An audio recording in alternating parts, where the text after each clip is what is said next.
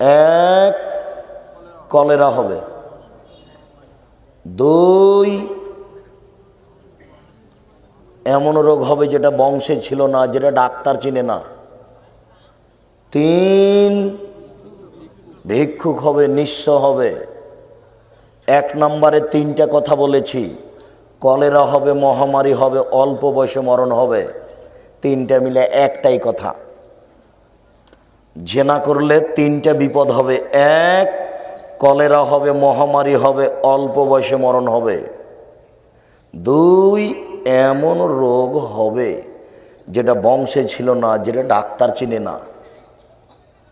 3, ওকে ভিক্ষুক হতেই হবে, আজ হোক আর কাল হোক। সাবধান, পতিতালয়ের মেয়েকে দেখে মোবাইলে তার সাথে প্রেমের গল্প করে পরকালে ধ্বংস করিও না, ইহকাল ধ্বংস করিও না। তার সাথে কথা বন্ধ করো। দেখো, প্রেমের গল্প বন্ধ করো। মোবাইল মানেই যে না। শতকরা 1999টি মোবাইলে জেনার গল্প হয়। আরো অবাক জেনা, আশ্চর্য। আল্লাহর নবীর ওই বাক্যটি আমার মনে হয়, আল্লাহর নবী বলছেন, আমার জীবনে বড় ভয়, আমার উম্মাত জেনায় লিপ্ত হবে, গোপন পাপে লিপ্ত হবে।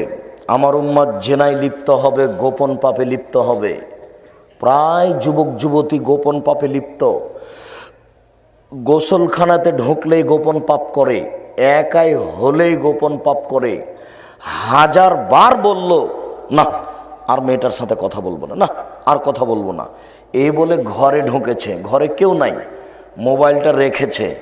একটু পরে ধীরে হাতটা মোবাইলে চলে গেল, গিয়ে তার সাথে কথা বলছে। 100বার বলেছে যে বলবো না,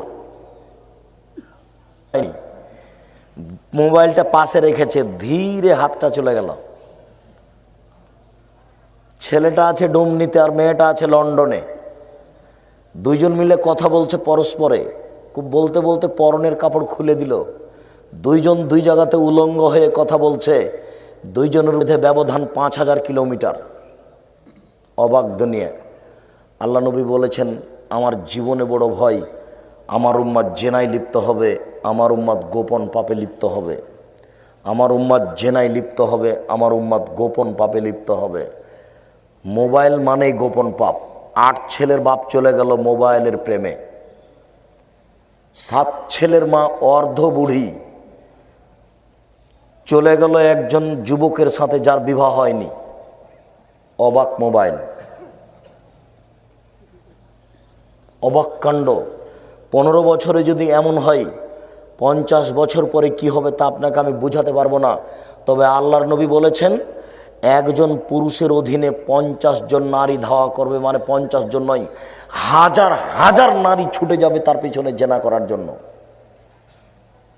এখানে এত ছেলে আছে এখন বসে উপস্থিত, যার 100 জনের সাথে জেনা হয়েছে।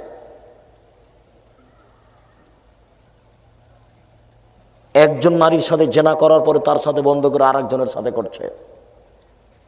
ওরে 3rd পারসন নোংরা, বেহায়া, বর্বর, অসভ্য মেয়ে বুঝতে পারে না তার সাথে জেনায় লিপ্ত হচ্ছে, অঙ্গ প্রত্যঙ্গ তার সামনে খুলে দিচ্ছে, অথচ তার স্বামী একজন হবে।